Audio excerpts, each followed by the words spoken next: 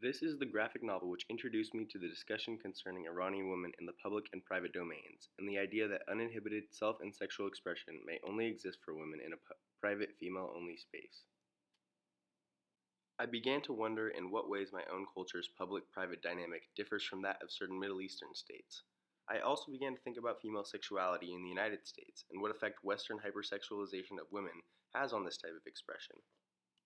I will return to embroideries later on, but in the meantime, here's a glimpse into my experience of the public domain. The many fast-paced cars and wandering pedestrians demonstrate a sense of mobility and freedom in the area.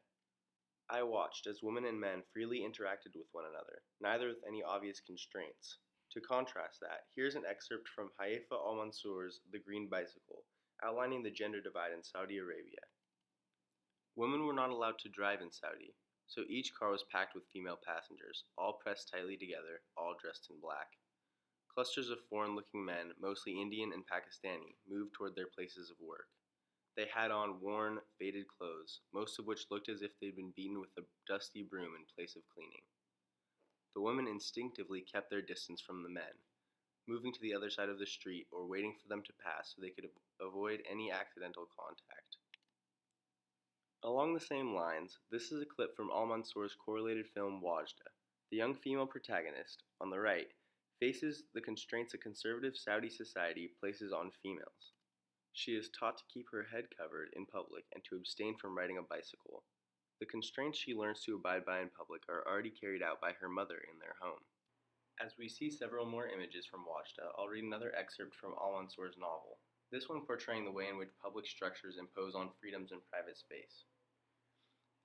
Had the bisht been more expensive than her mother's simple wedding dress? Wajda had seen her mother's gown in the closet, had even run her fingers gently across the white silk, but she didn't know if there were any pictures of her mother wearing it. She couldn't remember ever seeing one around the house. Now, the woman playing bicycle hockey in this clip expresses her freedom to ignore gender barriers of sport, contrasting the way in which Saudi women, like Wajda and her mother, cannot easily break down this divide in public. After the game ended, the women joked and spent time amongst the men as if they were close friends, demonstrating a common heterosocial environment seen within many Western private spheres as well. And, as we just heard from Al-Mansour's story, restrictions of the public gender divide in a conservative state like Saudi prevent such a heterosocial environment from occurring. When compared with the conservative Middle Eastern public's effect on women's private life, Western portrayals of female freedom may warm the bellies of many proud Westerners. A cut-and-dry comparison shows that yes, in the West, and evident in these clips, women have the right to ride a bicycle, while women in Saudi Arabia do not. However, if the comparison is left there, if nations of the West believe that granting these female rights will provide justice across the board, subliminal effects of the public domain may not be addressed substantially enough.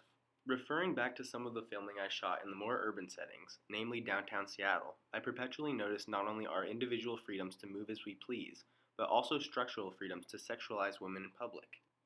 I sat on a sidewalk bench to capture a photo of a showgirls strip club, what I found to be quite a public portrayal of women's bodies.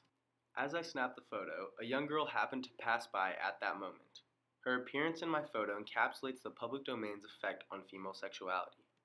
Looking down and finding this somewhat jarring image I had just taken prompted me to consult a female in my life, whose roots stand in Western culture, about growing up with this influence. I asked for an example of how she felt the public domain affected her understanding of sexuality. Another example in my life of public sexuality directly impacting my private understanding of sexuality would be the Victoria's Secret fashion show. I grew up knowing that was like an annual event and like revering those girls for their beauty and sexiness that they showed on stage in this very public sphere. It was taped and it was a huge production, and I saw like everyone's effort towards this production and towards these girls' sexiness as a like indication of value, and so it became my value because everyone else was valuing it, and obviously it was so collectively revered that it became privately revered to me, and I saw these girls' features as sexy and beautiful. So like they all had like really long hair with big curls and a lot of glitter and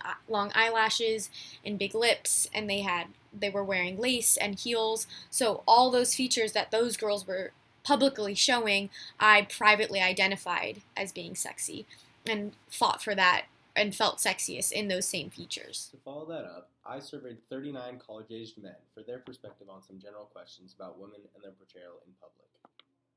36 out of 39 believe that Western culture hypersexualizes women, and 30 out of those 36 believe that this phenomenon creates expectations for what women should be like in private settings. Those are not perfect results, but they demonstrate an understanding of the problematic nature of this Western culture, at least among the younger generation. To tie everything back together, embroideries represents the way in which women can combat their oppression in the public domain, and that's why I like it. The West often focuses on relishing in the freedoms we have, and sometimes fails to realize that that's not the whole story.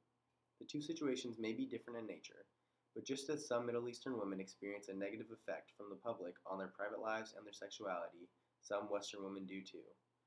I'll leave you with an image of the West's sexualization and orientalization of a Middle Eastern woman, and I'll say no more.